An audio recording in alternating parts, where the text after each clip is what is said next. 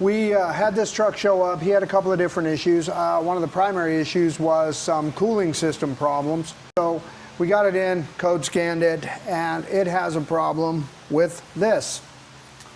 This, guys, is what General Motors on the LM2 and what other engine? Oh, the LM2 and the L3B, the engine in my new Colorado. The L3B and LM2 use what's called a coolant control valve, guys. This is a glorified thermostat. You can see by all of the hoses, radiator in, 1, 2, 3, 4, 5 other hoses.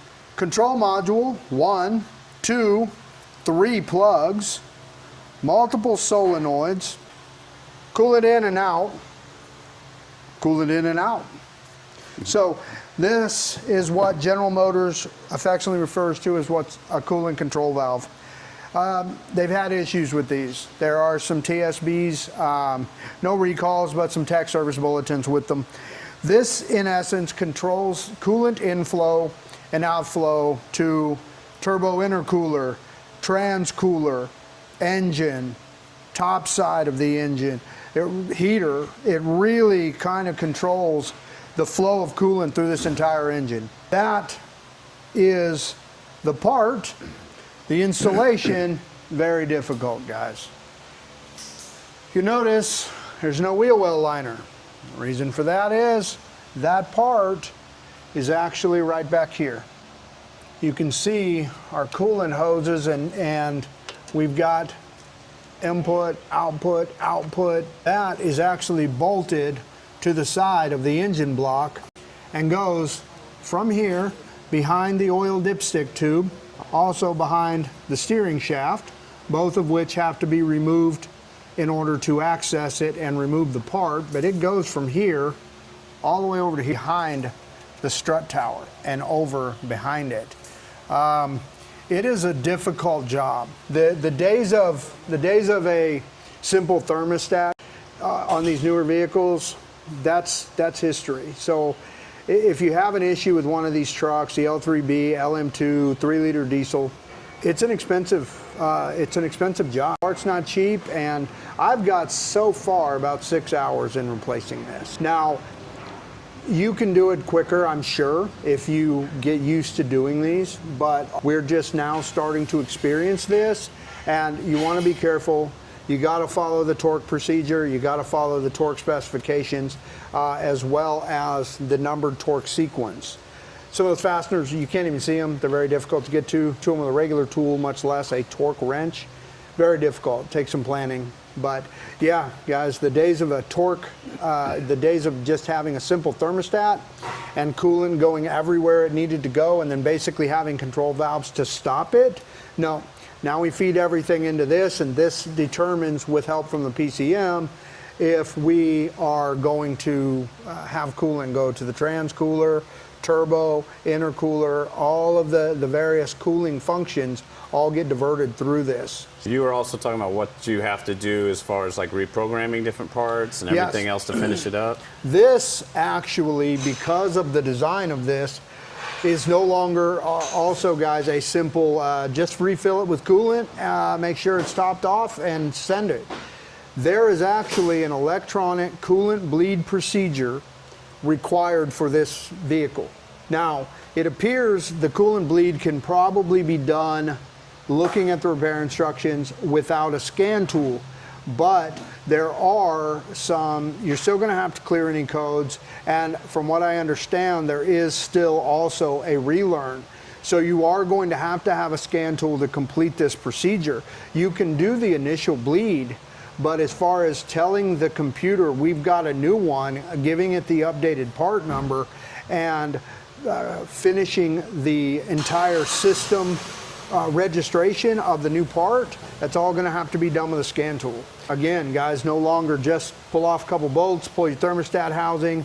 This is the way of the future, at least for General Motors. I've heard lots of grunts and groans as you've been going through this repair. It's difficult. It's a difficult job, man. I mean, it really is. It's one of those things, like I said, we're just now getting into these. We've done one on an L3B. It was not much better. This is the first one on an LM2, the 3-liter diesel.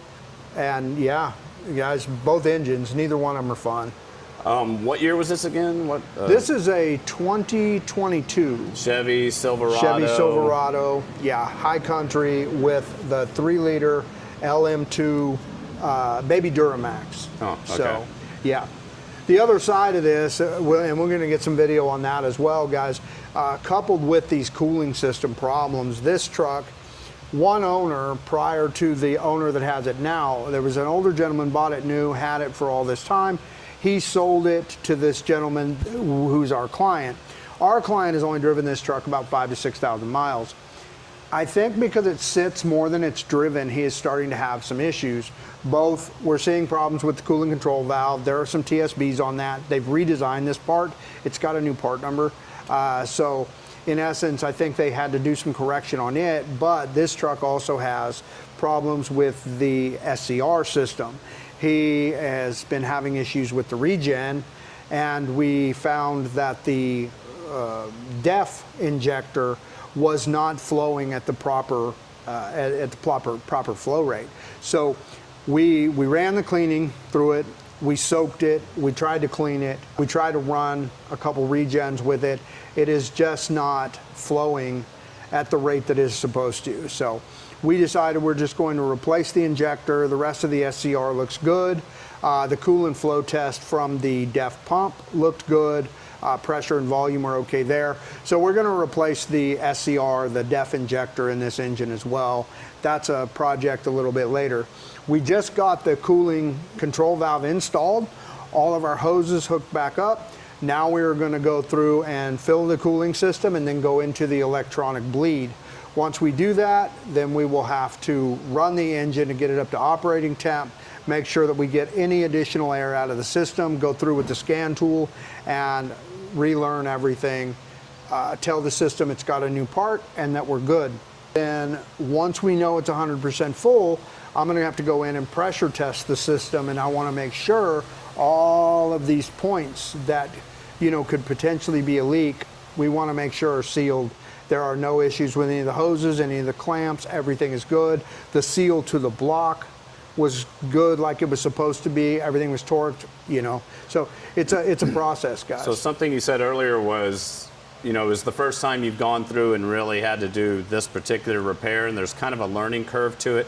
Kind of how many hours do you have into it at this point, and how fast after doing one do you think you could get maybe the next one done, as far as time frame goes? This one, to get to this point, have probably about 6 hours in this. Real world, if you start to have to do these on a regular basis, I could probably get it down to about 4 hours, honestly, with everything said and done. So, we've got some additional time in it, but anytime the first time you're doing a job, you want to be very careful in the way that you take it apart. Take photographs, make sure you photograph all of the routing of these hoses. They naturally seem to want to fall where they fall. But when you take them off and you start to move them out of your way, what you find with all of this stuff, guys, is, okay, we've got our hoses, right? And they just kind of naturally go where they're supposed to go. But you need to clear this entire space. This gets unplugged. This gets removed. This removed. Then you have to clear this entire space to get this thing down, out, turned, and out here. Well, in the process of that, you've got all your hoses off. You start tucking them in, behind wiring, behind looms, pushed down here. So you want to take photos of this process and where everything sits from the factory, because from the very bottom all the way up here, guys, all of that wiring, the actual holder, this guy here, the dipstick bolted in right behind there, all of this comes out in order to get that. What you want those photos for, sure that when you put it all back together, you didn't put a hose over a wire. It's very easy to have this hose looped over the wiring. Same thing with this guy down here. This hose right in here can effectively go and push this wiring this direction. All of that becomes the potential for failure and potential for problems. My advice, take plenty of photographs. If you guys want to attempt this on your own, just give yourself plenty of time. It could be done, but it's going to take some time.